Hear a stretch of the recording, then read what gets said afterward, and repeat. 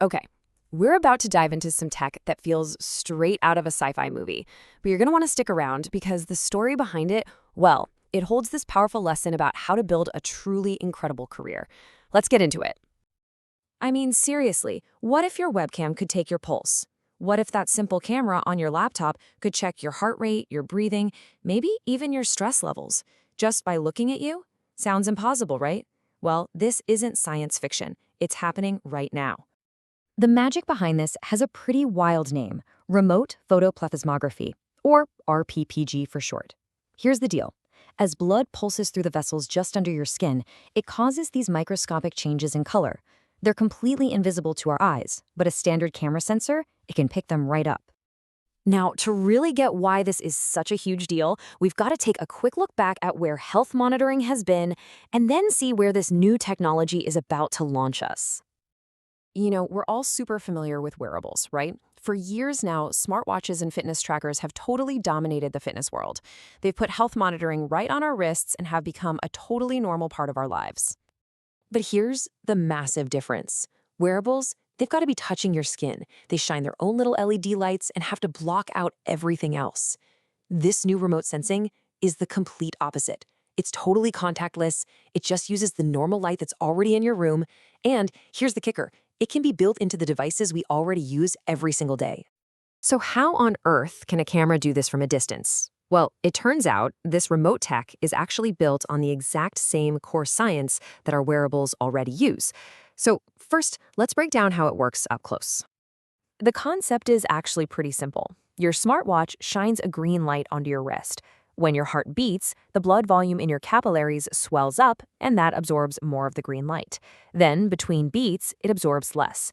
The watch is just measuring that constant change in reflection to calculate your pulse.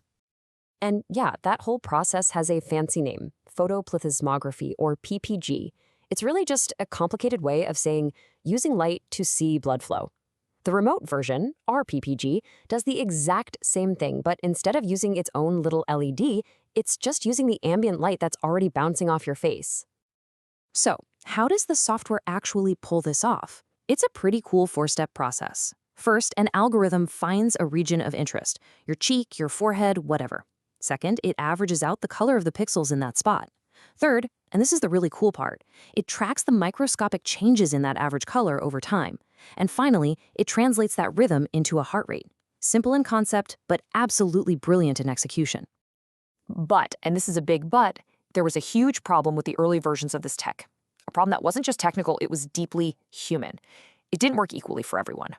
And this, right here, is where the story gets really, really interesting, because how they solved the problem is the real lesson. This quote from the research just cuts right to the heart of the issue. Early algorithms basically failed on users with darker skin.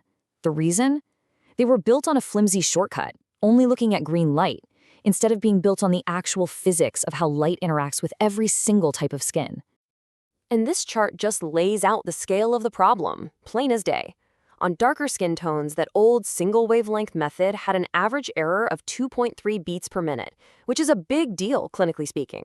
But a new, multimodal approach, it slashed that error all the way down to just 0.35 beats per minute.